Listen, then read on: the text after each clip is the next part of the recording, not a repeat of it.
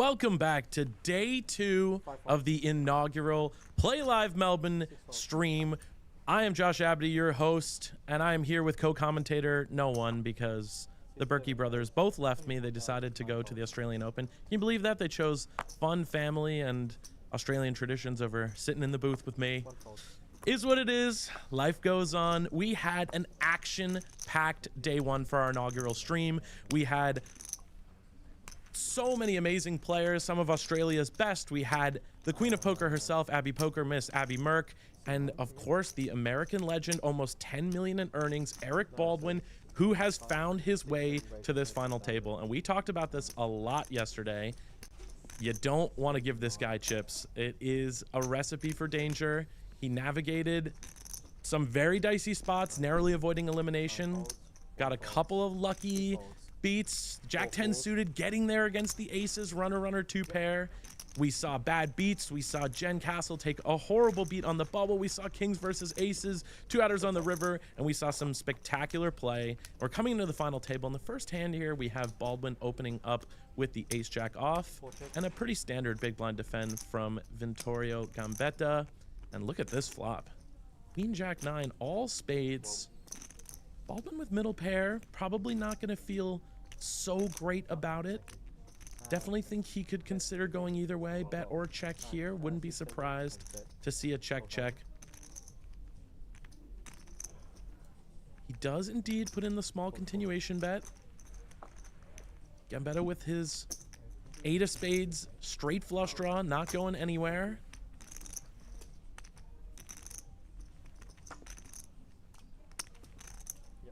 Now, if you're Baldwin, you're pretty happy with that 9 on the turn. It definitely cuts into some of the hands you're able to get value from, some of the 9x. But we know that our opponent's going to have a lot of 10x open-ended hands, a lot of single spade hands. Now, the question is, if you're Baldwin, yep, just checking back here to find a river, and look at this river.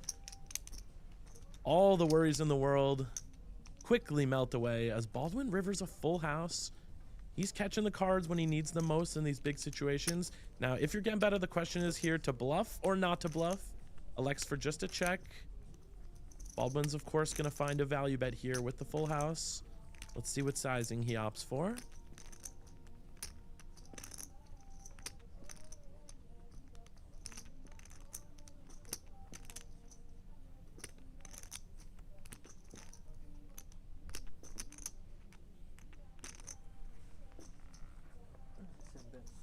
Opts for a big size. Look at this. Full pot from Baldwin, 90,000. Now, if you're Gambetta, of course, calling is not an option here. You're either just waving the white flag or you're getting really tricky with it and considering a raise all in, put the maximum pressure on your opponent. Hand is logical to do it with in a lot of ways. Blocking the straight flush, the king, a relevant card as well, but nope. Chooses survival on this final table, and I think that's going to be a wise way to start the day. Look at these chip stacks. Chris Kokinos, the overwhelming chip leader coming into this final table, he was putting on a clinic yesterday, finding aggression in key spots, finding big discipline folds, and of course, winning all the flips with the Kokinos, the ace-queen. Berkey's not here to help me make that catch on, but just me and the audience, that should be enough. The Kokinos ace queen, trying to make that his signature hand. Not sure if he's even aware. I don't think he's caught the stream. He's mostly been focused on winning this tournament. Yeah, I'll tell him. He's the best, bro. He's relentless. He just doesn't stop. Does not stop, nah. I don't know how he could find that many words. He has David Sharp. We were playing on FT with him.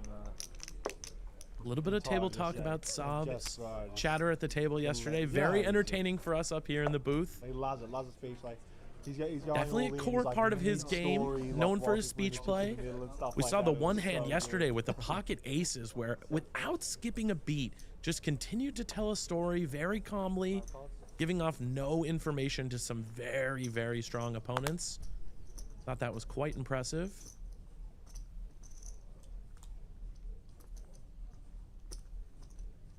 Kokinos raising it up here in the cutoff. Seems that his hand may have missed the scanner, so we might do what they do in some of those WSOP and other top-notch streams where we sweat along with him in this scenario. Now, as the chip leader in the cutoff, Kokinos is going to have an extremely wide range here. We've seen that he's not afraid to put on the max pressure, use that chip lead to his advantage, and look at this. Aaron Lee with the ace-jack in the big blind.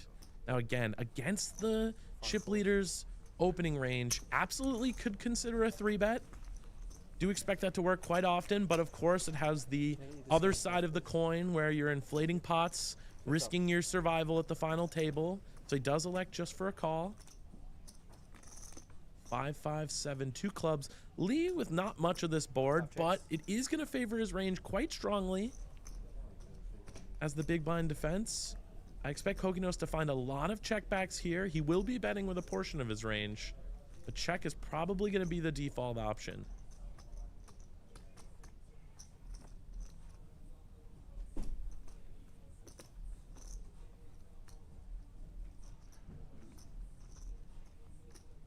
He does elect for the continuation bet. Gonna put on max pressure here. 27,000. For everyone watching at home, thank you so much for tuning in yesterday and again today. I currently don't have the chat on screen, but our tech team is working on getting Facebook chat and hopefully maybe the YouTube chat up as well for me today. We are multi-streaming Facebook, YouTube, and Twitch. CBET does get it done. At Playlive Melbourne and at Playlive Melbourne official on YouTube, because I accidentally made 2 YouTube channels and I can't remember the login for the other one. So we're leaning into it. Give us a follow at Playlive Melbourne on Facebook, Instagram. We're also on X or Twitter. I think we agreed yesterday that us old people were going to call it Twitter forever. So you can follow us on Facebook and Instagram. That's our most active platforms, on Twitter, and of course on YouTube and Twitch at Playlive Melbourne official on YouTube and just at Playlive Melbourne on Twitch. We are hoping to be streaming every day throughout this Melbourne Millions. This has been just an amazing series. We had big hopes. We put in months and months of constant effort trying to get the series as big as possible, promote it as much as possible, get players in from interstate, internationally, and it has just exceeded all of our wildest expectations. We have players here from Asia, from New Zealand, from Europe, from the United States, including Playlive's own Eric Baldwin, a couple of WSOP bracelets, and almost 10 million in earnings to his name. 2 raise. Looking to add another 45K up top here. As we said yesterday, he doesn't have the most chips, but he's probably the one to watch. If you're a betting man, I think you either got to take Kokinos with the chip lead or Baldwin with the years and years of experience. Look at this, a nice cheeky open from Mihai in the cutoff, 8-9 offsuit. On the slightly loose end because the chip leader, the only player that covers him, is out of the hand, so he becomes the secondary chip leader. So I'm a very big fan of this open. Opportunities to put max pressure on the players with the middling stacks. Now, we talked about ICM a lot yesterday. To explain for the viewers that may be a little bit less familiar with ICM, ICM essentially, it stands for the independent chip model, and it's the idea of the value of the chips compared to the value of money. I think at core, we always say that if you lose all your chips, you're out of a tournament. But if you win all the chips, you don't win all the money in the tournament, right? You get first place, but the first place payout tends to be about 20% of the prize pool. So there is this phenomenon where gaining chips is not necessarily as valuable as losing chips is costly. Look at this lead from Riyazati. I love this. With the gut shot, after the check back from Mihai on the flop, knows that Mihai is going to have quite a wide range here. Riyazati obviously no stranger to putting the pressure on himself, and he does get it through. Very nice bet from Riyazati. So on these final tables, as someone with a middling stack, you always have this interesting phenomenon where there's what we call the collision effect in poker. So if you are middle of the pack and you just sit there and you let the chip leader go berserk and take out all the small stacks, you'll ladder up, and laddering up means significantly boosted payout, extra money for essentially just your patience, right? Just sitting there patiently, not doing much. So as these middling stacks, there's so much pressure on you to not want to get eliminated before the stacks that you cover. When you're the shortest stack on the final table, life is simple. You play to gain chips, normal poker, and as the big stack, you really have a license to kind of unload the clip, put the maximum pressure on your opponents. And as these middling stacks, you get stuck in what we all like to call ICM jail. But you will see a wide range of how people handle that phenomenon. Some players, frankly, don't care. And I think that's one of the amazing things about ICM. A lot of it depends on your bankroll, what stakes you're used to playing. 45K up top may be a life-changing score for some, and for some it might be another day at the office. And that can have a lot of effect with how they approach ICM. You see a wide range of outlooks on the optimal approach to final tables amongst top professionals, strongly disagreeing with one another, many rejecting the kind of core assumptions that ICM solvers have recently put out. So I think final tables are really just the most interesting and most dynamic thing in poker. I'd say everyone here is no stranger to final tables. So we're gonna see a lot of aggression.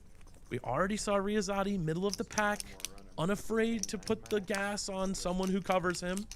Question, actually. I think the 2K might be alright because they did all those packages and stuff like that, to be honest. So Yeah, I think we could. yeah, It's pretty unpopular. Really? For some reason. yeah, I don't know why. I love it, to be honest. Yeah, But well, I think it's specific kinds of people like it. yeah, that's true. Yeah. That's true.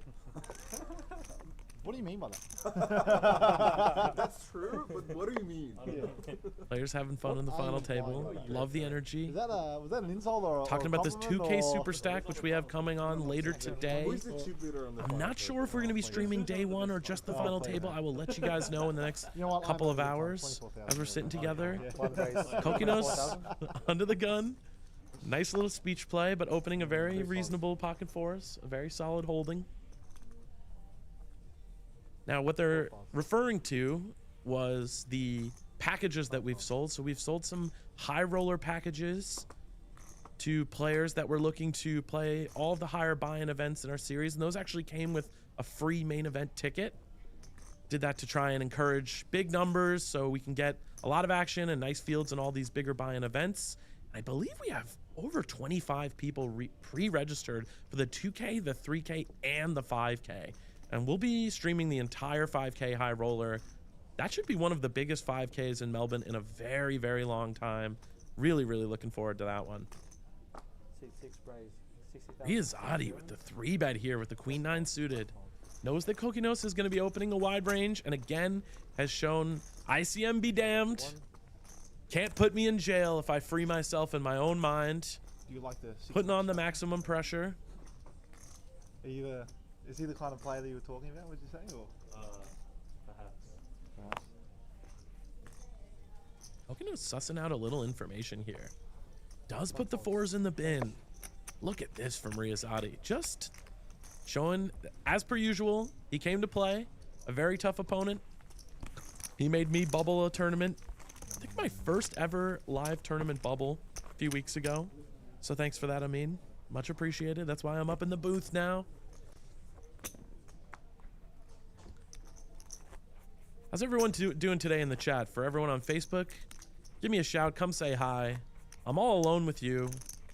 I have requested that once we get our first elimination, one of the players comes up and joins me in the booth so that I won't be alone for too long. Commentating just does not have the same zhuzh when you're sitting here by yourself, hearing yourself in the headset. Jake Cope, let's go, Chris. I think you might be back in the correct horse, Jake. Chris has been playing spectacular poker and has over 1 million chips.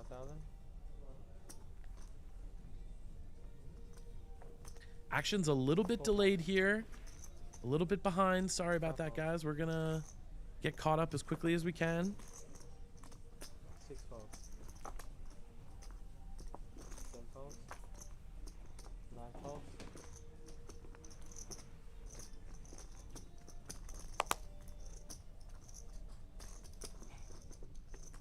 So it looked like Mihai opened it up. Another loosey-goosey open here. He actually has a very nice seat at the table on the direct left of the only person that covers him. So as soon as Kokinos lets it go and decides that he's not going to put the chip leader pressure on in a given hand, that gives Mihai the opportunity to come in as the secondary table captain. Look at these stack distributions. Very top heavy, Have you guys bagged the main yet? and then quite a few middling stacks with only one short stack. So that's really kind of one of the ideal configurations for these bigger stacks to apply maximum ICM pressure. Second ball. Pretty good. Take it. It's not like you'd only been for 2, I mean, so it's a good start. Low. Especially in a main. Action on 4. It's a win. Yeah, you take it. Yeah. 4 falls. 5 falls.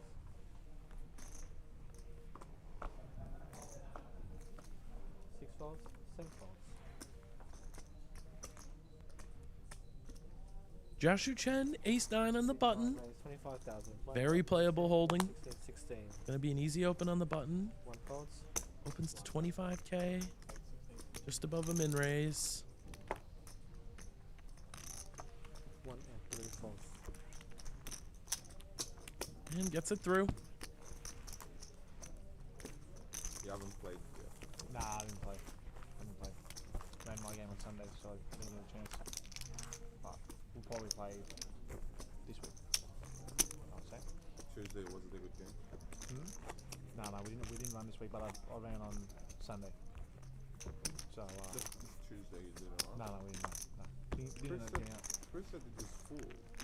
No, didn't end up getting out. What? When did you say it was full? What time? Tuesday. He was here himself. Yeah, it was full. The list was full, and then ended up cancelling last minute. Maybe that's what he meant. 800 please. Oh. Yeah. Plaza 8, We had it all ready to go, and then just It's not it all short. just fell apart last 8. minute. 15. Thank you. 5 falls. Yeah.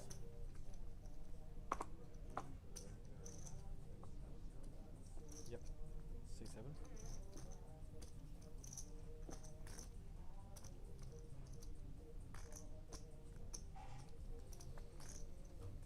Riyazati really considering an open with this ace-5-0. I love how consistently he's just demonstrated his willingness to get in the mix. Even thinking about that there as a middling stack from early position. Shows the kind of player he is. One of the reasons he's so dangerous. But very controlled aggression from Riyazati. He's good at finding that line, not going overboard. Kokinos with a nice king 10 suited. I feel like this is one of the signature hands we were talking about yesterday. Isn't that right, Berkey? All right. Just kidding. Having a little fun. But yep, king 10 suited was one of the kind of theme hands of yesterday, talking about the strange love of king 10 suited from the solver. Has potential as a 3-bet, 4-bet, and some jams in certain situations to get opponents to fold hands like king jack and king queen that have it dominated, maybe even ace 10. Here on the button, gonna be a nice, easy open. Oh, he sized up to 32K on the button. I really like this. I've seen this from 4 falls. a couple of other very strong players. I caught Alex Foxon doing this at the World Series of Poker, opening up bigger on the button than from other positions. Wider range, so it can be good to apply a little bit of extra pressure. Make sure it gets the job done. Patty Russell in the chat. How we doing? Oh, my father had to buy that when he was like in his 40s actually. Pat, no stranger to play live himself. Been down here.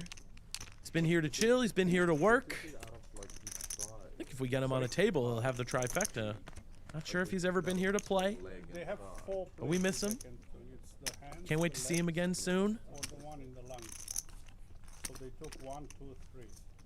I actually told them not to do my hands, to do my legs, and they forgot. We got another legend of the dealing game, Shano, Oh, wow. one of our most experienced dealers coming the one in. with the lungs, it's a I problem. was given a heads up. Ah, it's 816 now. Thank you, Aaron. Okay, so that is a min open. My apologies there. Poconos keeping it standard. It's only like 40%. I have been informed by the tech team there might be a little bit of growing pains here for the next few minutes. Thanks. Again, for everyone watching at home, this is the Playlive Melbourne Millions. Here from Playlive Melbourne at 129 York Street here in South Melbourne. I'm Josh Abdi. I'm your host. I'm also one of the owners here at Playlive. I wanted to say thank you all so much for the support online, in person, at the series. This has unironically been a dream come true for myself and a lot of other amazing staff involved. Over 100 people have put in work to make this dream a reality. 100 people, more than 100. I think it's like 115 people have had a hand in making this real. I can't tell you how much that means to me. It really is quite a special thing we're doing here, and we're unbelievably proud of what we've created, and I hope this live stream serves as evidence that every day we're trying to make it even better. But also, do remember this is our second ever live stream, and I'm alone here in the booth for now. So we appreciate your patience if we have any bugs, any issues. Mihai opening up with the min raise, ace 9-0 on the button. We were actually talking about this yesterday. Ace 9, one of the true glow-ups in tournament poker. I remember when I first, for those who don't know, I once played poker full-time. Used to be something of a pro. Maybe not as good as these guys, but we got by. And when I first started playing in 2016, I remember ace 9 was like a hand that was universally disparaged. Now in the modern day with solvers, turns out it's an open from under the gun in a lot of spots. Go figure. What a glow up for the ace 9. Nice solid defend, king 7 of hearts from Aaron Lee. Not too much of an action flop. Queen, jack, deuce, rainbow. Could it see the action going both ways here? Could see a check, check. Could see just a bet and whole range from Mihai.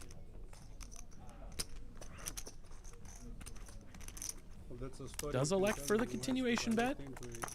The biggest compensation ever paid in Australia from malpractice.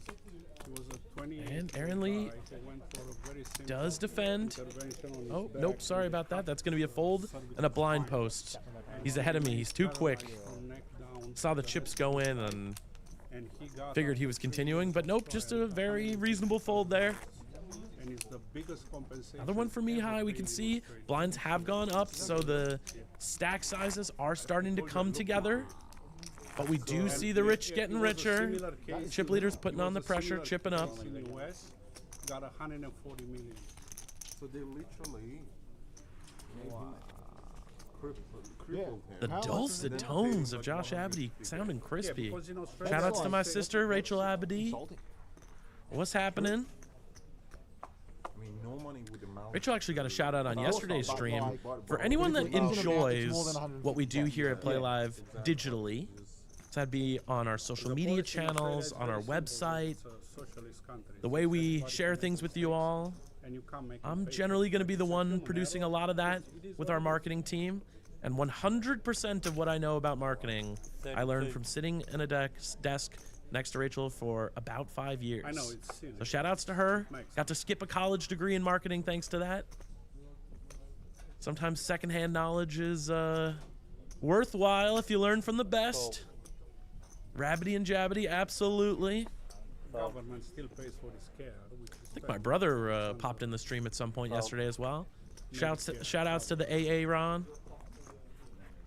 I don't know, Key and Peele sketches, is that still culturally relevant, or is my unk showing, as the kids would say?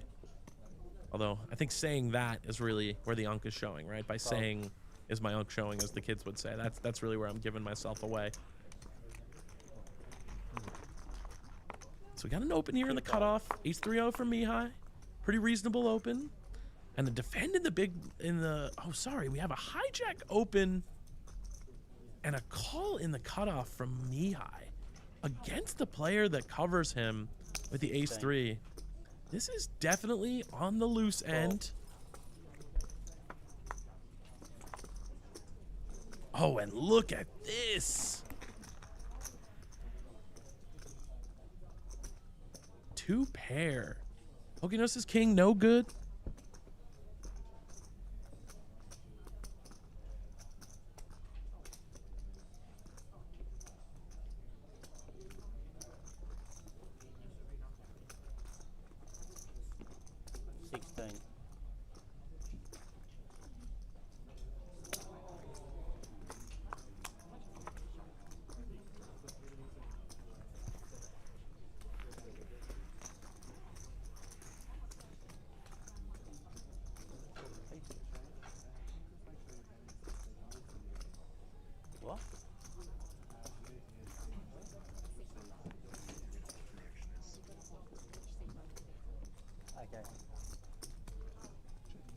Check. Seat 1, check.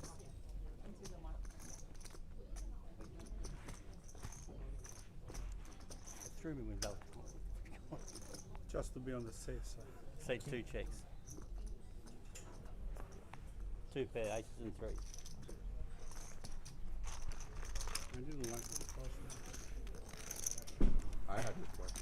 You had a flush? I had the pure flush draw.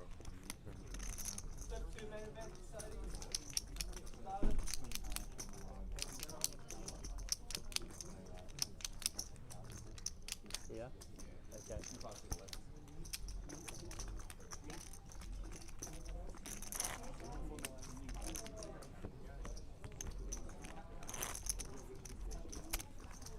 Sorry about that, guys. Had to go dark for a second. Yes, Joel, you are 100% right. One of those is the ace of spades, and one of those is probably the ace of clubs. The cards are... There's a couple of the cards, I think it's 2 of them, that the reader is picking up slightly incorrectly. So apologies. The tech team is already working on it. I was just having a quick side chat with them so they could give me a heads up, but should be smoothing out from here. Table's brand new, decks are brand new, so still some kinks we're working out, but I really appreciate everyone in the Facebook chat helping me out here. If you're in the YouTube chat, I can't see your comments, but know that I do love you all the same. And if you want to get in the chat, have a chat with us, come check us out on the Facebook page. I do plan on getting YouTube, Twitch, everything all up so we can see it as soon as possible, especially because YouTube is my preferred streaming platform. Very proud YouTube premium subscriber, even a YouTube music user. I got a lot of flack for that. Spotify, obviously, king of that mountain, but what can I say? I'm a YouTube loyalist. Okay, Mihai opening a very attractive looking snowman here. Pocket 8s, the Chinese aces. Baldwin gonna defend the 9-7-0, one of those classic speculative big blind defense hands. 6 checks. Jack 3-7, that is gonna be a dangerous flop for Baldwin. Flops middle pair on a really dry board against one of the chip leader bullies. I think he's very likely to think his hand is good here. This could get expensive. The question is, how many streets of value does Mihai think he can get with the pocket 8s? We do have a check call on the flop as expected. Admitting to YouTube music takes guts. It does, it does. I appreciate that. I'm nothing if not honest. We got a king on the turn. Check, check, as expected. That's going to save Baldwin some money, as Mihai probably not loving his pocket 8s as much. I will say YouTube music is very deeply underrated. Check, check on the river. Mihai is going to win this one, but it's going to be a small pot. Not too painful for Baldwin. Here's the thing with YouTube music. The crappy part is you can't make Spotify playlists with people. Now, I do have a Spotify account just for that purpose, so that I can do the blends or whatever other cool features they have going. But I do think the YouTube algorithm is underrated. I mean, is there a better algorithm in the world? They have pumped more money into figuring that thing out than anyone could possibly compete with in that space. So, big YouTube believer.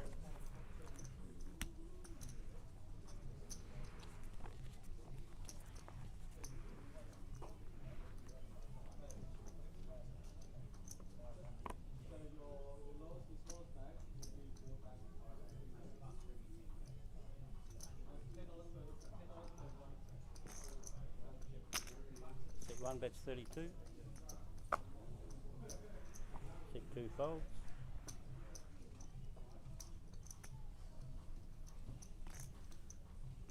Kokinos with the very playable pocket 7s. Opening it up here. One of the best things when you're a chip leader on a final table, this must be one of the best feelings in the world, not just in poker, is to get a hot run of cards. Because no one believes you, especially if you're Kokinos. Have an aggressive reputation. Demonstrated your willingness to put on the pressure.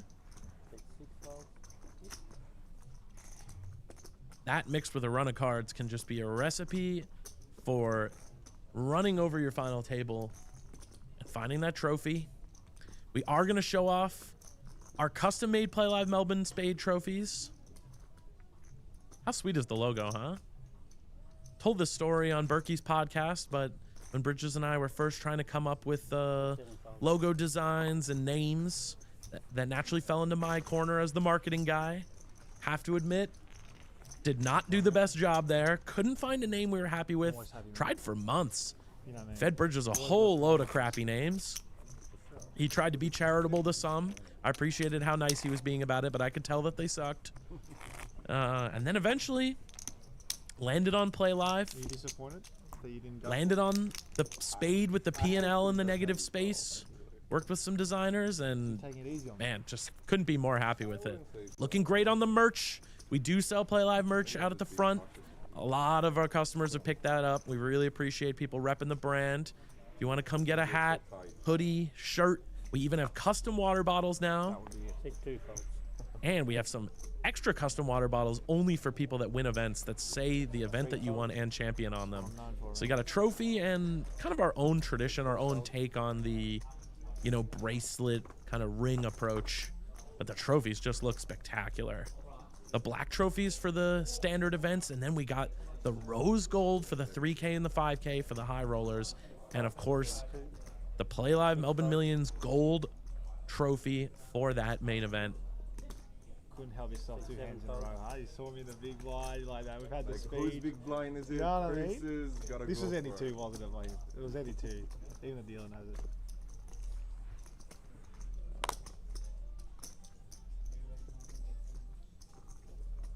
Riyazati opening up the ace-3 of spades.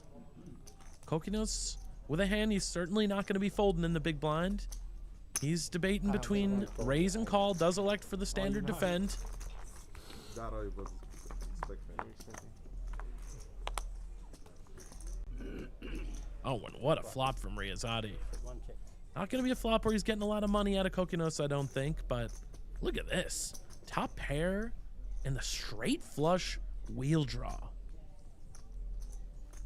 Almost has a little too much going for him. Take 5, that's 17. Opts for a small continuation bet. Take 1, folks. In the bin from Kokinos. Oh, is that all? Riyazati actually shows the hand. Wow. Now, of course, you won't see professional players showing their hand too often, because they don't want to give away free information, but in spots like that where you just have the world, Thank you. Thank you. doesn't really give away much info.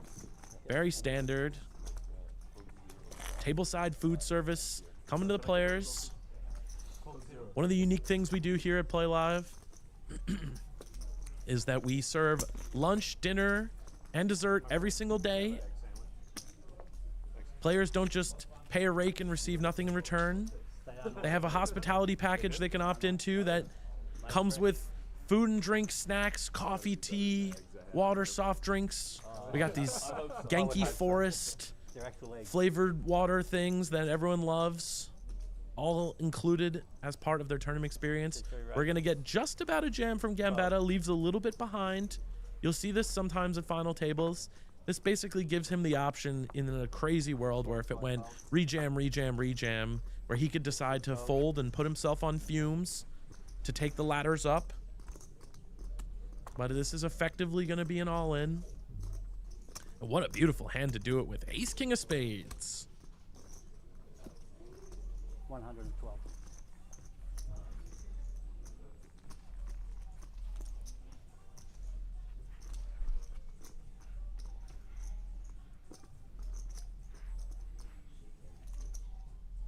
Oh, and look at this. Ace king from Joshua Chen.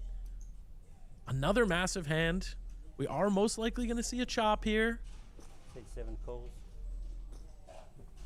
Just calls. Tries to induce a little bit of additional action. Oh, Barber with a very playable queen jack suited.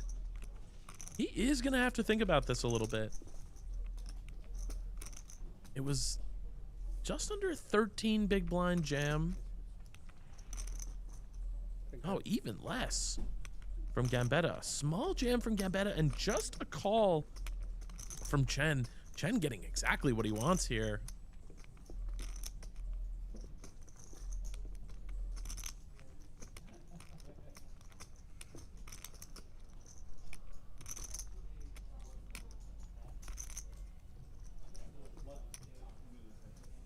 Very disciplined. Disciplined fold as he announces to the table. Like, not all in. Not all in yet. We're going to see an all-in and a call here. The rest is just trivial. We are going to see the ace-king versus the ace-king. Now, fun fact about my own poker career when I was a young lad. In 2017, I was playing the World Series of Poker circuit in Baltimore. Oh, okay. The all-in and the call is going to come on the flop, it seems. Joshua Chen with the hearts. 5% of the time, he is going to scoop the whole pot here. So he's free-rolling his opponent. So I'm at the circuit in Baltimore. That's where I went to university. So that's my hometown for poker, my first exposure to poker. It is going to be a chop here. And I actually busted 7 tournaments in a row. 7 bullets, rather. I think it was a bunch of re-entries in the same couple of tournaments. Ace-king versus ace-king. Had a friend run the math on it at the time. It was 1 in a lot. Can't remember the exact number. Maybe someone in the chat can run it, but it was crazy. And we had every combination of it. Had suited versus offsuit, had offsuit versus offsuit, suited versus suited, you name it. Jackson Young would love to jump in the booth if needed another time. You're needed right now, buddy. If you are around and you want to get in the booth, this is your formal invitation to come join me so I don't have to hear the sound of my own voice as often. I'm a fish. I don't know how to play. If you're gonna lie, you got to do a little bit better than that. I reckon.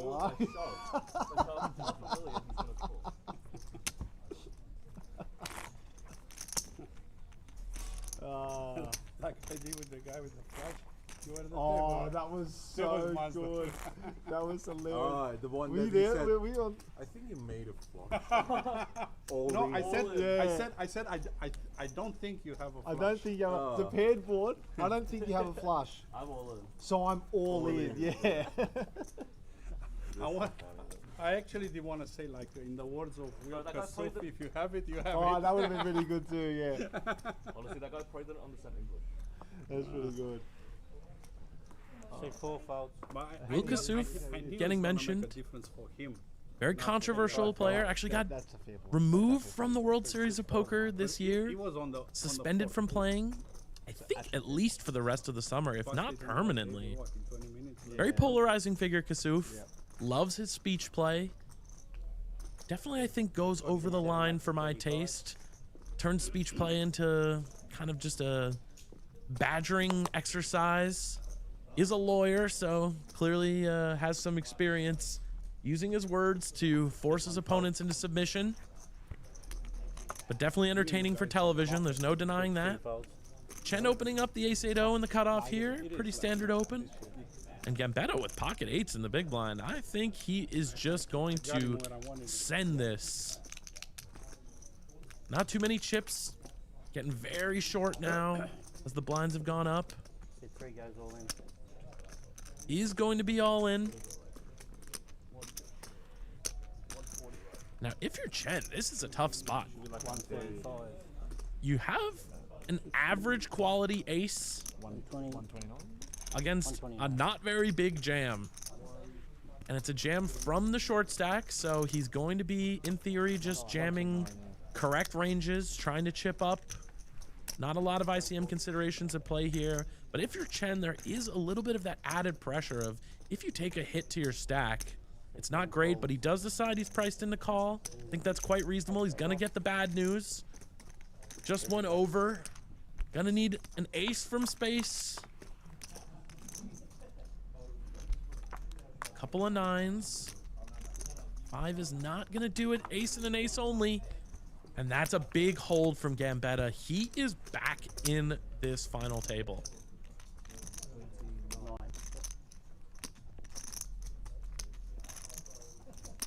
Look at that. Still the short stack. Pretty much closing the gap with Baldwin, but look at these stack distributions. Chen, Lee, Baldwin, and Gambetta all within 4 big blinds of each other. And that is going to create some very, very interesting final table dynamics. Classic game of elimination chicken. No one wants to be the first one to go. Everyone wants the ladder ups, the pay jumps.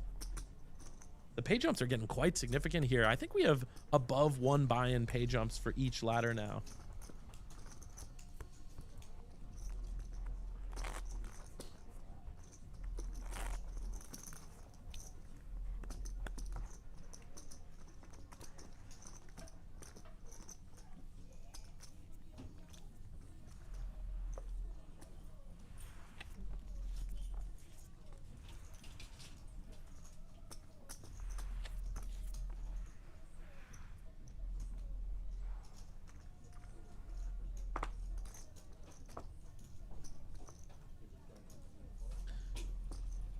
Riyazati with the king queen under the gun, gonna be opening this one up.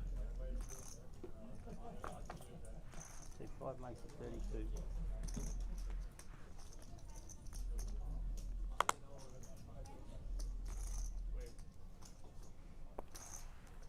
Seven and 1 fold. I did get a tip 2 fold. from one of the managers here that I'm going to have a co-commentator joining me in the booth. Not sure who it is just yet. We can enjoy that surprise together. 4 fold. Gets it through with the king queen. Nothing too crazy on this final table so far. Action's been quiet. Players have been quiet is maybe strong. I'd say for a final table, any amount of loose chatter is already surprising. Definitely still a very good energy in the room. A friendly final table, but you can see the focus. Again, to give another compliment to Eric Baldwin, comes in yesterday, took him to lunch, showed him around Melbourne a little bit. Still trying to work the R out of his vocabulary in the word Melbourne. Still getting a hard Melbourne. Something that took me a while to beat out of my own Americanisms. So apologies in advance. It's not our fault. 2 fold. But I did learn, and I'm making sure he learns as well. Took him around the city and then brought him straight. I mean, went straight to his hotel, showered, head straight into register. Boom, final table. Got 5 hours of sleep last night, he told me. I asked him this morning, are you jet lagged? And his exact words to me were, I got 5 hours of sleep in a bed. Are you kidding me? I feel amazing.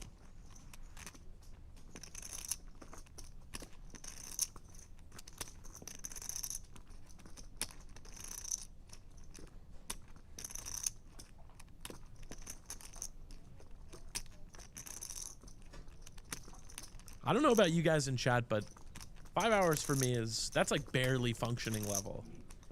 To have someone tell me that they feel right as rain after 5 hours of sleep, I couldn't believe it. True professional Baldwin though.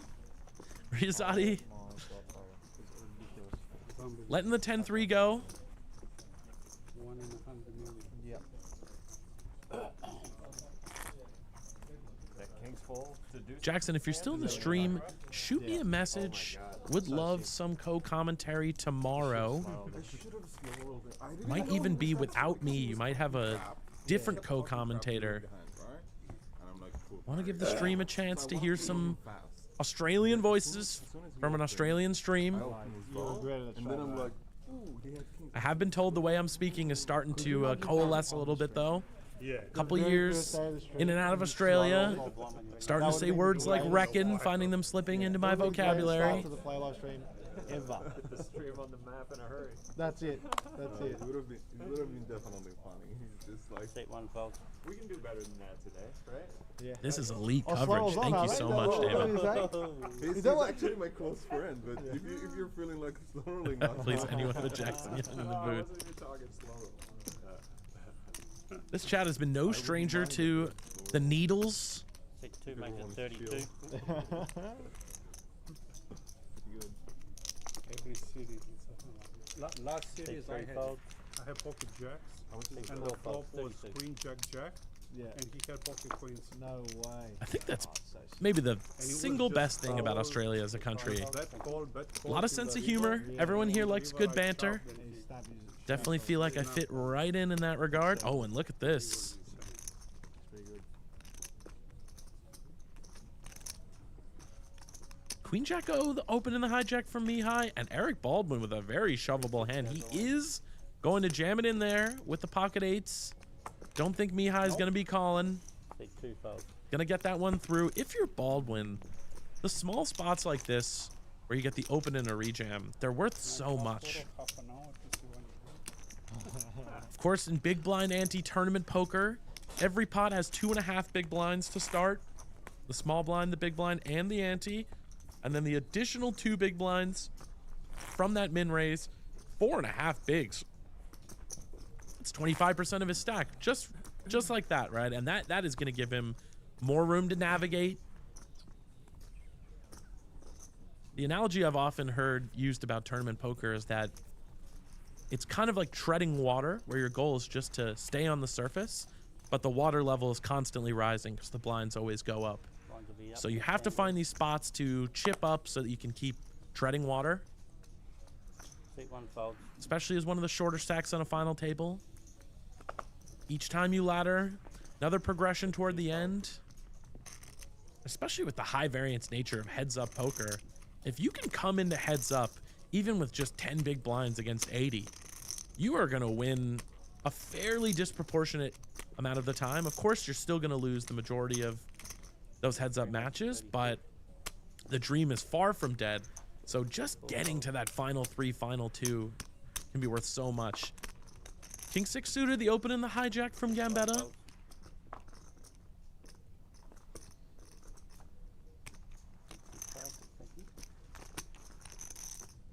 Now when Gambetta gets into his hand, you'll notice that he takes the scarf and covers the neck.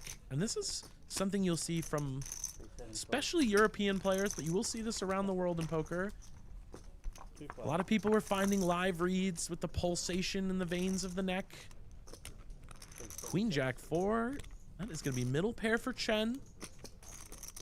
It's just a backdoor straight draw for Gambetta. No clubs, unfortunately, but do expect to see a continuation bet here. Chen definitely not going anywhere with the middle pair.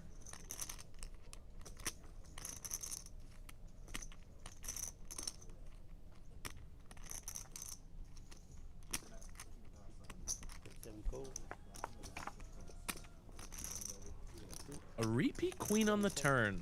Now, if you're Chen, that's one of the best cards you can see. You are not going to believe your opponent has top pair nearly as often here.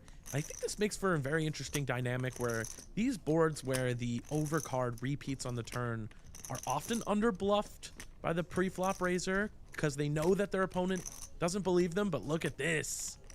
Gambetta taking the other side of that whole formula, which is these spots are underbluffed. So I got to make sure I'm not part of the problem.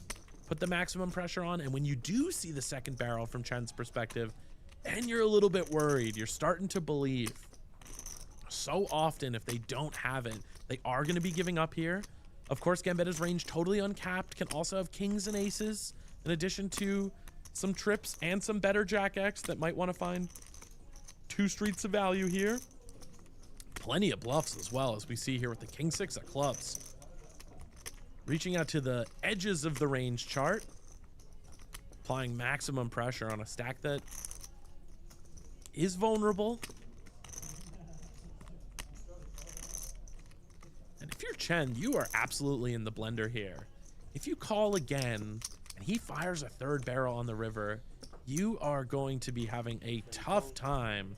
But he does find the call. Do like that. Not giving up easy. 7 of diamonds on the river. The backdoor flush completes. Not going to be too relevant, but... Oh, and Gambetta does give up. Waves the white flag, and that is going to be a massive pickup for Jiaxu Chen. I think Gambetta deciding that the 3 barrels might be a little too loose.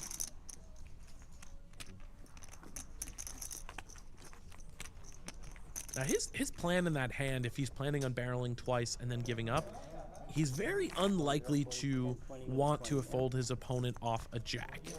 He's probably targeting smaller pairs, some straight draws, and some ace high type hands that can handle the pressure from one barrel but can't handle a second barrel, but does decide to give up. Very nice defense from Chen. Not a fun spot to be in Chen's position. Now, when we can see the hands, it looks like it's no big deal, but I'll tell you, speaking from experience, if you're in Chen's spot, you have about equal stacks with this guy on a final table. Pay jumps are big. You have second pair. Not a fun spot, but navigates it effortlessly. Gets a heck ton of chips for his effort. Riyazati, 10-7 of hearts in the cutoff.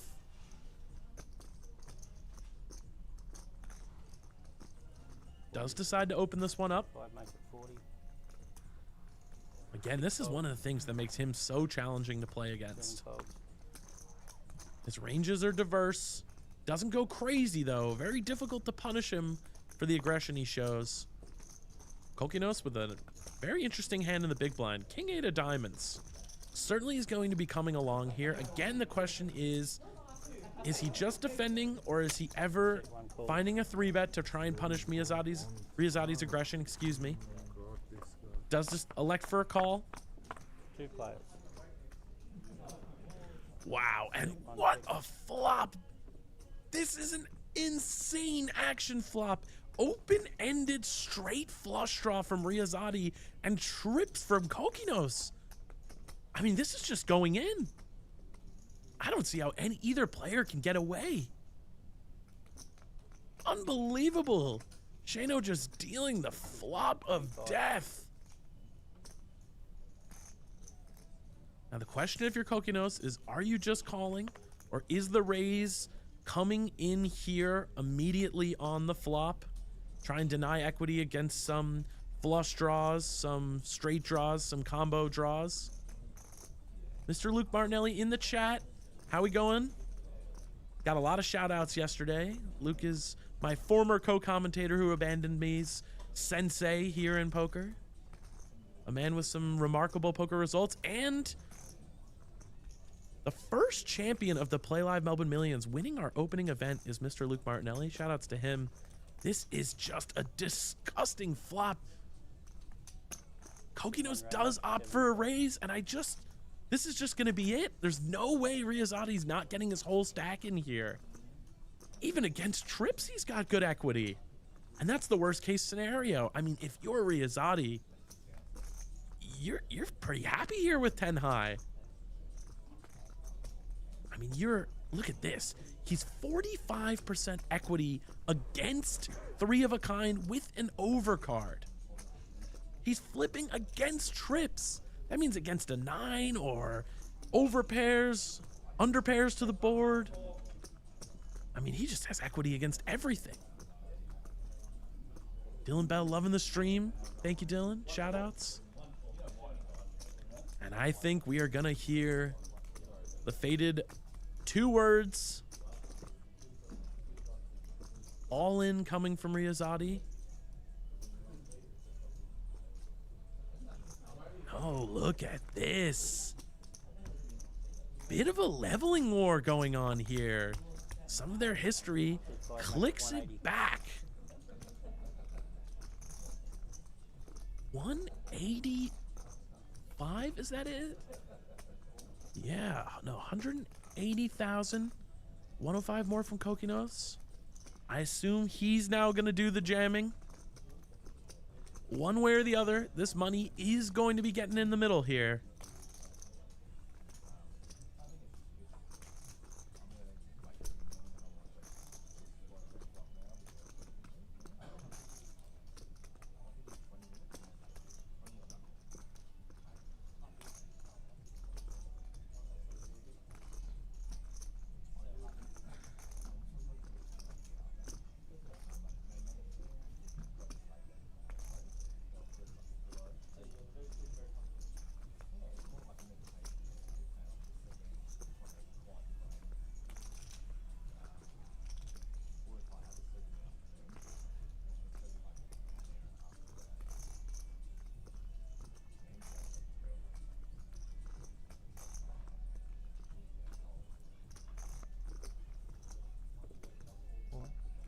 One goes all in. Does say all in. 5 calls. It's going to be a quick call from Riyazati, and we are going to have ourselves one hell of a flip. This is a 1 million chip pot. Kokinos is either going to solidify his lead. Ace of Spades is not going to do it for Riyazati, and an Ace of Diamonds on the river. That's a full house for Kokinos. He is now going to be the overwhelming chip leader, and Amin Riyazati is going to be our first casualty here on the final table, out in 7th place. What a performance from him. I mean, he just played spectacularly throughout the tournament. Sometimes in poker, it's your destiny, it's your time to go. I think an open-ended straight flush draw is a pretty reasonable way to get it in. Couldn't find the cards he needed today. Kokinos just can't lose these flips. I think he's won 5 flips in a row on stream. GG's in the chat to Riyazati. Spectacular player. I think we'll see quite a bit more of him throughout this series. I know he's planning on playing the 2K today, the 3K, and the 5K, I believe. I like the hospitality package model. This would cost you probably 25 USD in Vegas. Ah, yeah. No. Blind, thanks, boys. Say the same as everybody. That's very. Eric Baldwin talking up the food. We really appreciate that. He is right for anyone who's played the WSOP. Really? Food is unbelievably expensive in Vegas. I think for us, we just think 25 USD. if you're playing a poker tournament, you should expect good service. Yeah, that's refreshing. Full stop. I've been pretty surprised as I've traveled different parts of the world to play poker, how wide the range of service is. Some places making you pay money for tea and coffee. Really digging into the wallet. Was never a fan of that myself. Always think that that should be included in the experience. 6 folds. 7 folds. Now, of course, not all venues have the capacity. They don't have a kitchen. They may not have the resources, but I think that was a big priority for us. Try and just make a good customer experience. And if anyone who hasn't come down to Playlive Melbourne here in 129 York Street, we are currently running our Playlive Melbourne Millions. This is our flagship series. It is the first one ever. You are tuning into the first ever live streamed event. It is the final table. 6 remaining in the 6 max. Riyazati out in 7th for 5.2K. A nice result from him. Not taxable income. They can't track what everybody's making. You can put an average. Definitely come check us out here at Playlive Melbourne. We would absolutely love to have you. It's a great energy. The room looks spectacular. The players are awesome. It's a really community-driven space. It adds up too. We appreciate everyone coming down here, showing their support. We have just been so grateful for the love and support we've gotten from the community. Because if you don't pay tips, they put the prices up. It's an argument. Shout outs to Maddie Marshall from Lee. I still think Shout outs, Maddie. Maddie is the man behind the camera. And look at this. I have a special guest coming in the booth. I have a special guest coming in the booth in a second here. Makes it 50. And it looks like it is going to be Amin Riyazati going to be joining me in the commentator's booth. I'm going to go on mute for 1 sec while I get Amin prepped and ready, and also eat my lunch.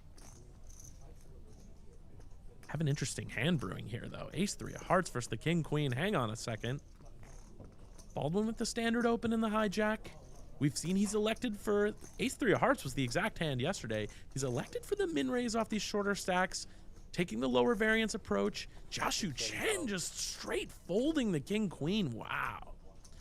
I think Baldwin demonstrating why the jam is not necessarily what you must do in these spots.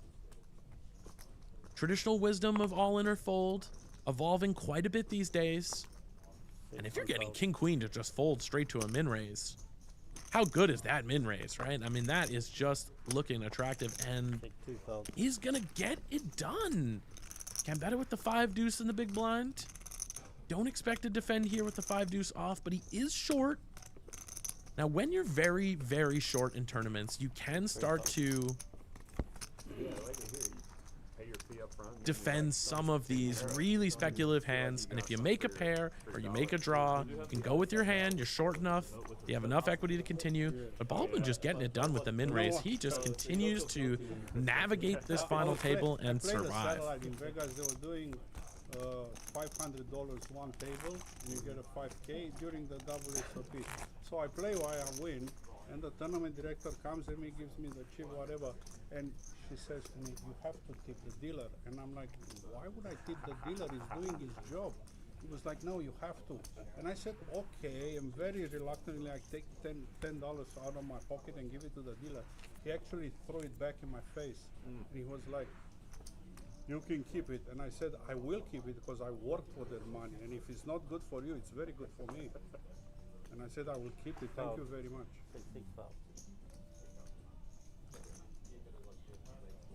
How much does he want for an hour and a half of work? Say 7 fouls. Do you play the PGT series? Yeah, occasionally. I've seen that one online. It looks so nice. It kind of feels like this kind of, but like yeah. I mean, honestly, like I think all the streaming setup is very similar. I think they even use the same software. Super high production quality.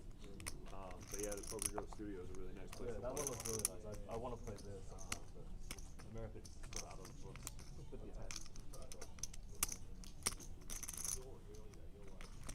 Yeah, those are fun events. Say 3 goes all in. The regulars are it's a good cast. Yeah, a lot of tough players, but like a good cast of characters as well. It's good laughs. It looks like a good balance, and it's like a challenge as well as being. Say 4 fouls. We've got like a fun point leaderboard system too, with like end of year rewards.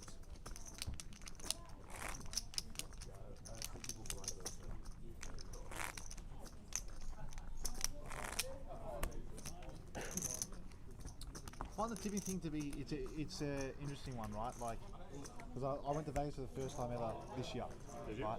And like, obviously in Australia it's like not customary to tip, right? But I'm the kind of person where like I actually still do sometimes tip in Australia as well, even though you don't need to. Okay. But I'm the kind of person that like I'll tip like 6, 7 fouls. when I feel like I want to tip, like when someone's done a specific good service, and I'll tip like 100% when I do tip, right? Nice. Like that's the kind of person I am. But it's like when I feel like someone's like gone above and beyond, right? I did find it weird that it's like you're supposed to, and it's like I feel like the tip is supposed to be like, yeah, I'm expressing like specific gratitude towards the service. You know what I mean? Like that part I did find weird, and the fact that it's like, you know, I like the back. We have Amin Riyazati here in the booth with me. Talk to me, brother. How you feeling? Back and forth, Oh, you know what I mean? pretty well. Yeah, just passed at this tournament, but it's all good. Hey everyone, and how are you doing, Josh? Oh, you know, happy to be in here. That was a hell of a hand. Yeah. Open-ended straight flush draw against trips on a final table. You don't see that every day. Exactly. And look at this. Baldwin, the ace king of clubs against the queen 7. Oh, and he does find the ace on the river. And that is going to be our second elimination of the day. For Aaron, yes. He's a very solid player. Is that fair or? I think we were playing together yesterday as well. He was on my table. Played with him before. Yeah. No. Yeah, he has a good trick on the table. Usually plays really well. It's a shame that he just busted really early. C3's going to move over 1 seat. Yeah, I have to say, we've been pretty impressed, especially yesterday, just with the quality of play we've seen on the stream. I mean, you know, just by the variance of table draw of who ended up on stream, we really saw some strong opponents. Yourself, putting on max pressure, Kokinos, we saw Eric, we saw Ragazzini. Yeah. It was really a kind of star-studded lineup, I'd say. Yeah, I didn't see how Sean got busted Or like for yesterday. example, I've had situations where like Sean I've is gotten like very an strong Uber when it comes or like to a taxi, like and I'm running late for lane the airport progression. because I'm not all like, and I'm like, if you can you just punch the gas, right? And I'm like 10 minutes late, and they get me there on time. You know what I mean? And it's supposed to be like a 6-year-old Uber, whatever. I'll just give them like $100 Melbourne's cash, field just is be much like better, change, like right? in terms of Like that kind of, but like gameplay and quality of the game. Yeah, Vegas. comparing to the other states, there are so many like great players in the Melbourne as well, like good tourney players. That means might not working great. Okay, hold on one sec. Gonna make a little bit of adjustments here. 40. Yeah, or like lines to nightclubs. All right, how about that? Yeah, but there's different. I'm hoping everyone can hear me better now. Or what you're not supposed to. Sounded good on my end, so let us know if you can't hear us. The appreciation of the tip as Just well. fold on the That's flop, mine says is, like, Jackson. I find we are giving a tip and they're like, yeah, I should have, that, you know what I right? mean? Knowing It's like- Chris cockiness, I know. should have found it at all. I don't know. I believe Chris is either 5 or 6-0 in flips on stream. I mean, that's Chris for you. But yeah, he's a really good mate of mine. I'm hoping that he would take it down. Do you think Chris is the favorite? 160. 6, make it Respective of this stack sizing, yeah, I would say so. 6, 7 fold. I mean, the rest of the players are pretty good as well, but Chris is aggressive enough and he's got enough chips to Thank you. That's actually fine. That's fine. make the winner out of this. Close it out. So talk to me a little bit. Oh, look at this. We got an open and a 3-bet from the small blind with the ace-jack from Eric Baldwin. Has enough chips to say, piss off to the chip leader. Yeah, usually in these spots, what you want to do is just, because there is always that ICM factor plays in it. You wouldn't want to tangle with the chip leader as much because it can easily put you in the bin, but you cannot be afraid to go with your hands either. So It's a tricky balancing act, right? I think you ride that line very well. As the streams heard me complain multiple times, you recently caused me to bubble a tournament. That was my first ever live tournament direct bubble. oh, how about Yeah. when was this? It was the big weekend, I believe. Oh, okay, Yeah. the big weekender. Yeah, It was a very fun tournament. yeah. it I think was. I've come 2 off the money a number of times, but I think that was my first direct bubble, so I think I max raised that one. Yeah, it was a good tournament. That one. had some good results there. Talk to me about how you find that balance, because obviously I really liked that 3-bet with the queen 9 suited, right? That one got through. You really were showing, even though you were a middling stack, you were very unafraid to kind of put the pressure on. I'll give you an example. When my Yeah, daughter was born, so the doctor like there are a was in lot of holiday, things that you on the like ski you would slope, keep I in called mind him. when In an hour playing and a half, he in was such a in the dynamic. Okay. Chris is obviously not That's a the- tight player, That's what I'm talking like about. Like you tip the by doctors nature, and the nurses and everything to which get is the which is best good. care Like possible. I think you need to have a everything wider else. range when playing these type of Hard thing formats. to do away with. But also he's chip leader, so his opening Yeah. range would be so much wider than it should be. Have to raise their Um, prices. Everything. What's your thoughts, Eric? Like hands like queen 9 suited that they would like up to 3-bet there. It's just Say 3 fold. like it would take it, first of all, it would take the chances of like getting 3-bet. Like if I flat your there, thoughts on it from, like, get a 3-bet from like economical any of standpoint as small well? or Do big you think, blind, my like, hand is just like Would it be better if they completely change the system? dead. Do you think it works well? Or But to get also the- like get I the, can play like a the lot of ethics post or flop, whatever also you call it. hoping that they would just take it down pre as well.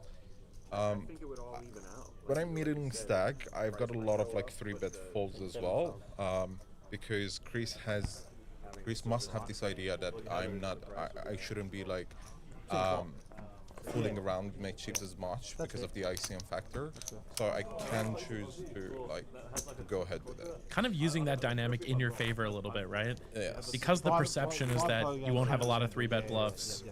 That's correct. You can sneak some in. Very Exactly, customary to yeah. tip And in talk to me a well. little bit about queen 9 suited as a candidate hand specifically. Is that the whole, if it was queen 10 suited, it's strong enough to call, but this feels a little bit under, so I'll turn it into a 3-bet bluff instead? That's exactly Especially one of when the, you yeah, get that's rate. exactly one of the probably reasons. won't get But a lot back. also Yeah.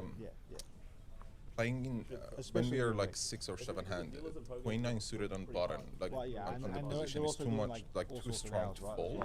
So Especially against like a chip leader open, Correct. but also it's not a safe hand Yeah, either. probably the same So you thing. wouldn't want to just like that's why I Yeah, I opted think to so just too, yeah. 3-bet it there. If it's queen 10 suited or queen jack suited, like they play really well post flop in position. Sure. But when it comes to queen 9, it's not exactly what you want to play post flop. So that's one of the reasons that queen 9 suited was a candidate for me to go ahead with 3-bet. Yes. Very sound logic. Baldwin opening it up with the ace-6 off in the cutoff. on the looser end. Definitely having some more chips now, showing that he's capable of getting in the mix. Kokinos in the small blind with the ace-9. Say one call. That's gonna be a 3-bet. Oh, nope, just a call.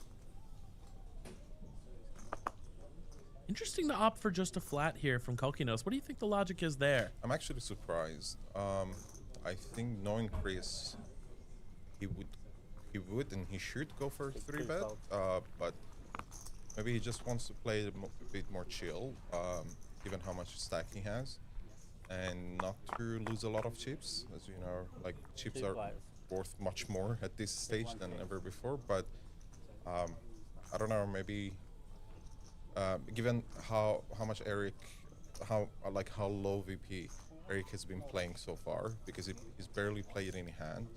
Perhaps that's why he's just like up to fold, and his hand is obviously too strong to just fold in like 5-handed format. This is your phone? Sound logic. I think we're gonna see a continuation bet from Baldwin here. Couple of backdoors, dry board.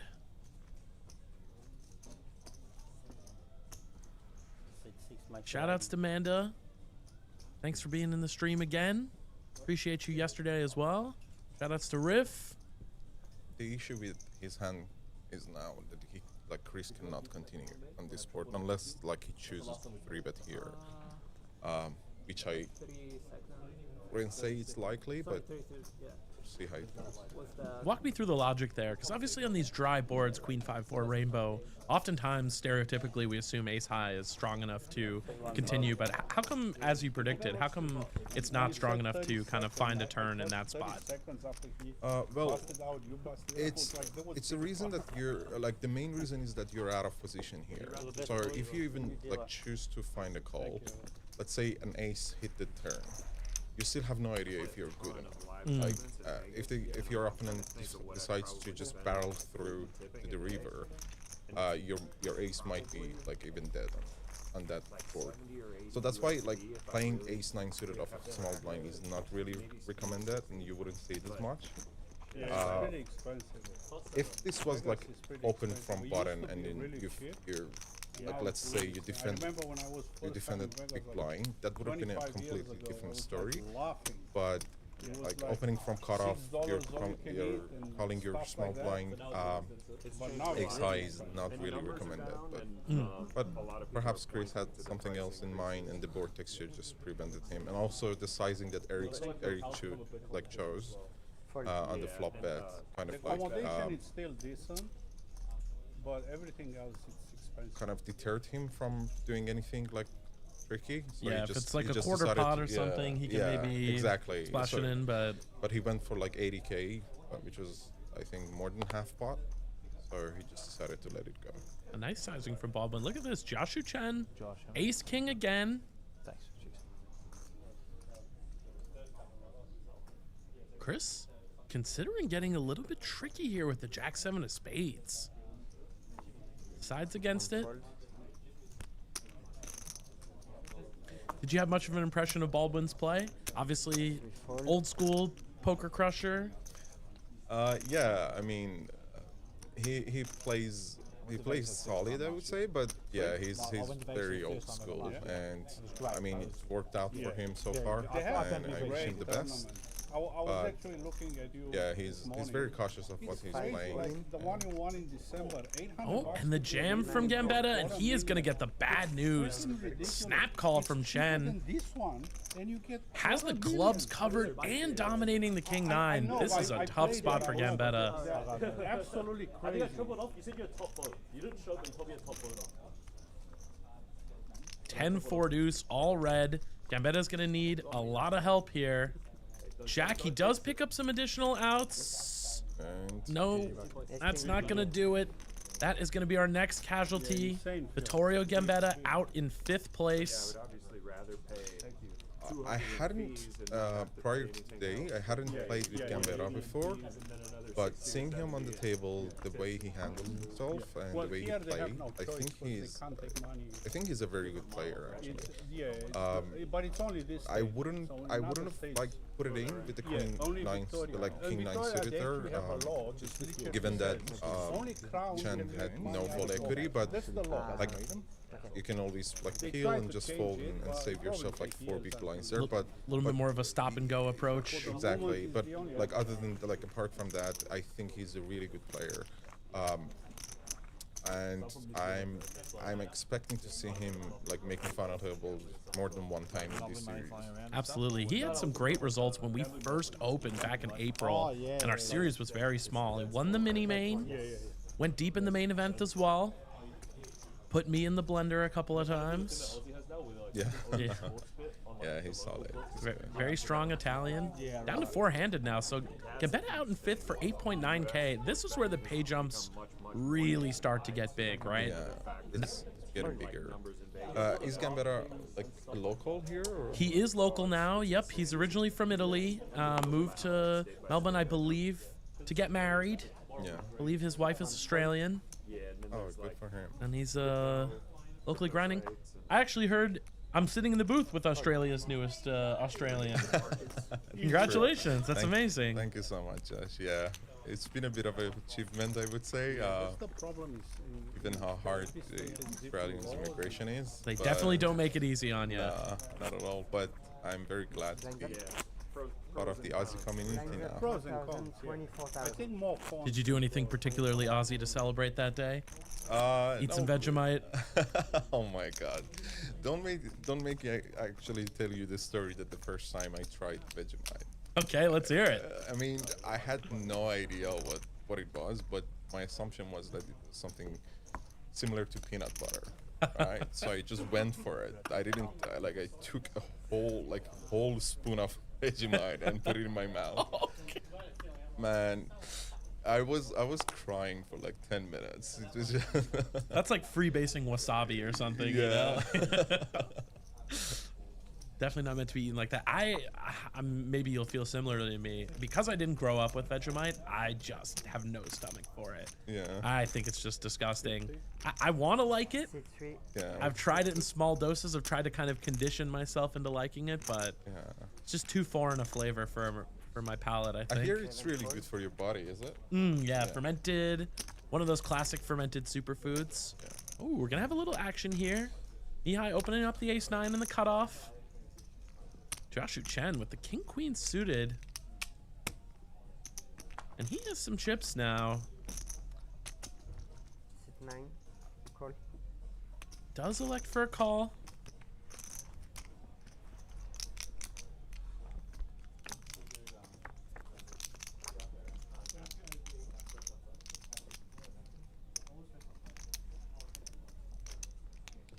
Three, 3-4 rainbow. Now, if you're Chen here, I expect Mihai to 3, 55. see bet pretty much 100% of the time here. Yeah. If you're Chen, are you getting sticky with the king queen high with backdoor flush draw? Not particularly. No, I would just respect the c-bet and hold it. 9 call. Does decide to continue. Especially against Mihai, killer. But he can also get like that 4 is kind of a good card for him. It will slow down Mihai. Yep, check, check, as you predicted. Then he has literally no showdown here. Like he has some showdown against like Queen Jack suited, King 10 suited, King Jack suited. But if I'm him, I would go for like even 1/3 of the pot here. Say if I don't fire a barrel, I'm never winning this one, so... Most of the times you're not winning this one. Does elect for a check, and Mihai just insta-check back with the ace high. Can we ever find a value bet with ace high there? I wouldn't say so. If this was BVB, it would have been a different story, but given that Chen check called that board, I think he always has some showdown like earlier, like the minimum that he's showing you is ace high there as well, so you're just chopping. So I wouldn't go for value. You do sometimes see on those double paired boards the both players have ace high and there's the battle to fold each other off the chop. Yeah, unless you want to actually take the other guy off the chop, you can just go for it, but you have to like go bigger than you're supposed to. Like you can't just very non-theoretical size, right? Yes. You have to just kind of unload the clip. Berkey and I were talking about that yesterday. if you can break down all of humanity into two types of people. I think there's the people that go check and make peace, Yeah. and there's the people that go huge bet with the ace high, raise to make the other guy fold ace high. Oh, and look at this. Baldwin opening sixes on the button. Chen with a very jammable hand in the small blind. Do we expect to see an all in here most of the time? Yeah, I think so. He's got 20 bigs. Either way, it would work for him. He can also induce as well. I think I would induce with his stack sizing. Yeah, just he opted for an all-in. Does opt for the all in. Is Baldwin going to be finding a fold here with the sixes? He might honestly, like given the stack sizing, but in four-handed small versus like button, it would be fine to call it down as well, but I would fold. Definitely a tough spot for Baldwin. Caught in the blender. Do expect him to think about this one for quite a while.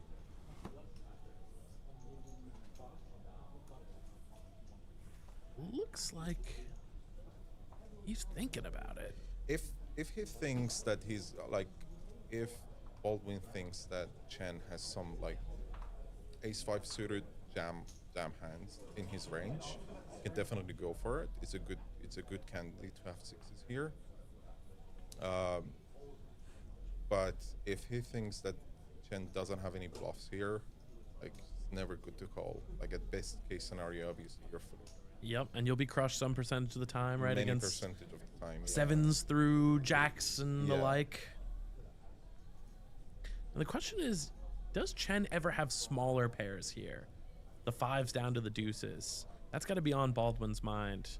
In rare cases, I don't think he's taking like threes or fours. Maybe fives he's taking them.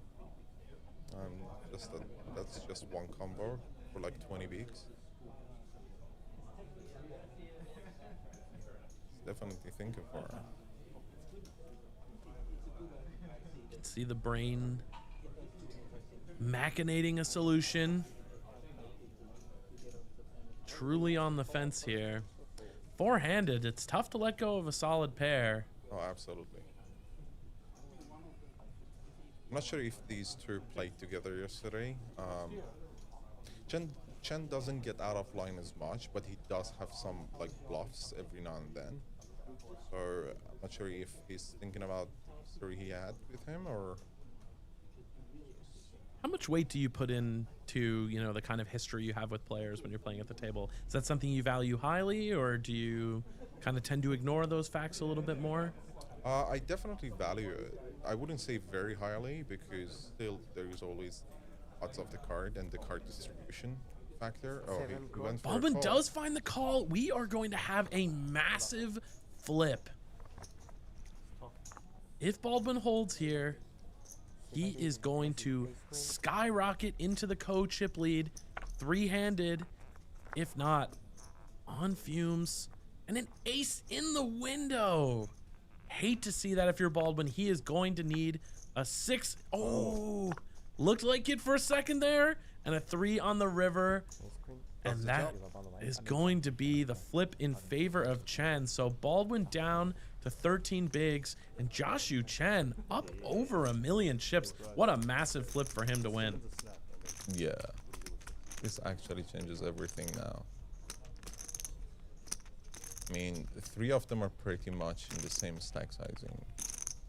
Oh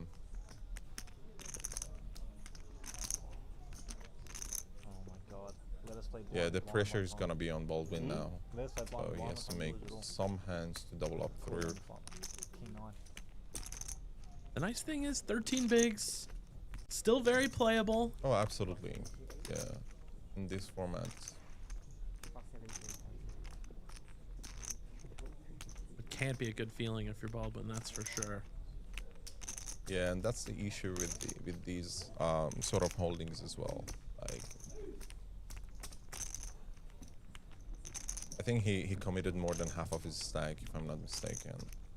How much did he start the hand with? 33 Yeah, bigs? 33. So yeah, Yeah, about two-thirds so of, little less than two-thirds, two-thirds of yeah. his stack. It's quite a big hit. 478. So talk to me a little bit about your approach for improving at poker? Because obviously everyone has different study routines. Some people prefer to kind of learn through experience. You have some people grinding the solvers day in and day out. What does a day in the life for you attempting to improve at poker look like? I mean, I'm very, very different from everyone else when it comes to improving poker. I've learned poker by like playing most of my life and then committing to like reading books and watching a lot of like poker, like live poker and stuff like that. Never studied for even 10 minutes in poker because I kind of don't like the GTO. I'm not a big fan. I'm not saying it's bad or anything. People are getting like, it's a very big thing now in the world. People are getting results out of it.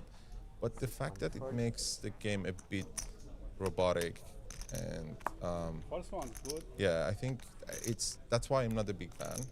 I think a lot of times people are especially when you're playing in big fields, a lot of time people are having different type of like feelings in the day, or you're versing like different type of players, and you cannot always like depend on solvers and GTR.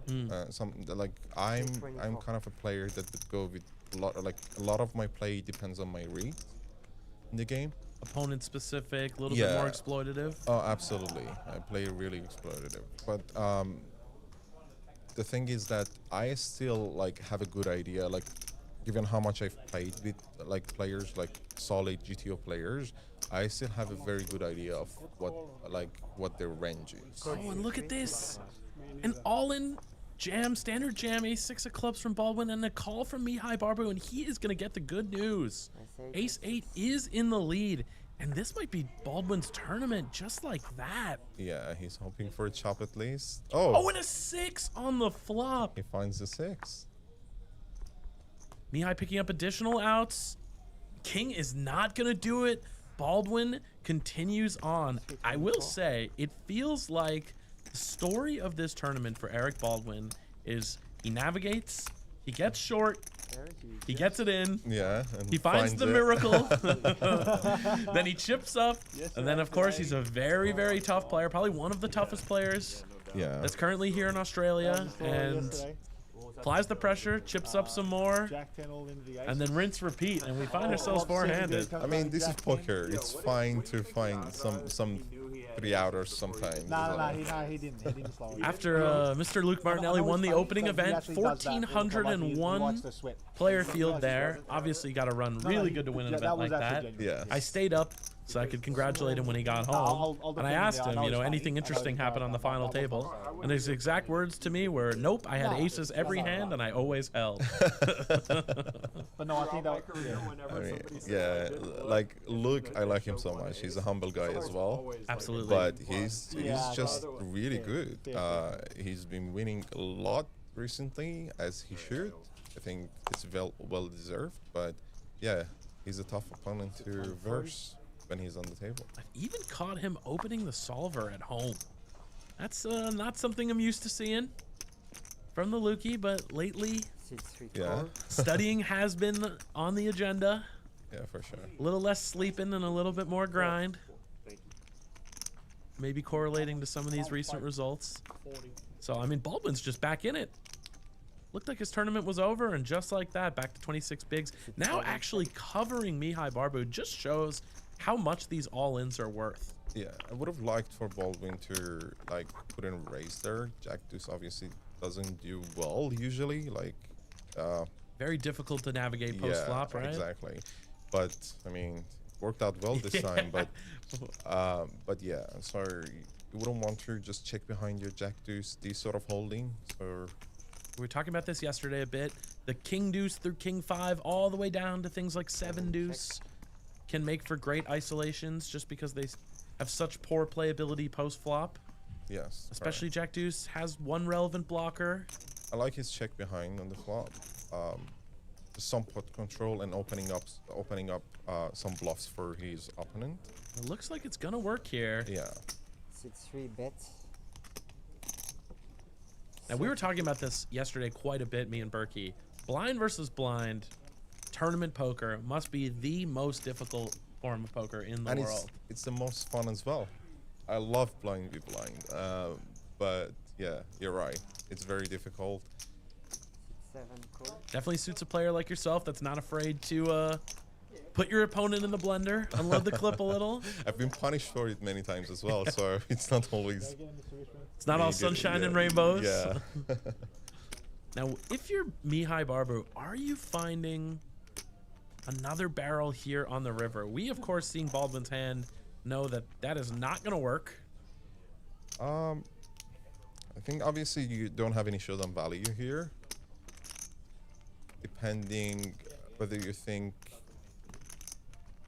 you can take that, like given how wet this flop is, that whether you think like you could have gotten called with like any suited holding, like hard holding, if you think Baldwin do have some, like does have some flush draw check behind with like queen 5 suited, like of hearts, you can go for it. Other than that, just I would give up here a lot of times, because especially with the 3 pairing up,